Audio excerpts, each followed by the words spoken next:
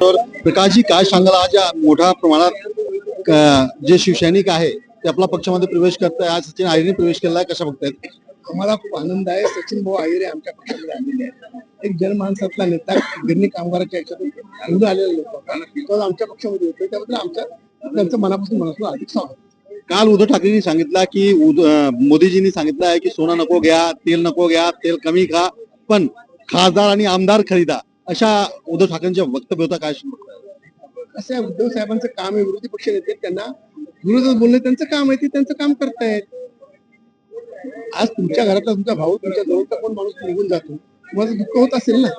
बोलणं सोपं आणि कृती म्हणजे आणि त्यांनी सांगितलं की जे आपले लोक आहेत, म्हणजे जे पक्षामध्ये आहेत, त्यांच्या पक्षामध्ये त्यांना बहुमत पण आहे, पण आणखीन का घ्यायचे, हे असा प्रश्न पण उपस्थित त्यांनी केलेला आहे. पक्ष वाढवणं प्रत्येकाचा जन्मसिद्ध हक्क आहे.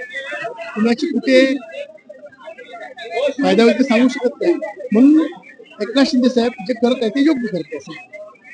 सर, जशा प्रकारचं वातावरण, राजकारणाचं वातावरण चाललं आहे, कशा बघताय तुम्ही?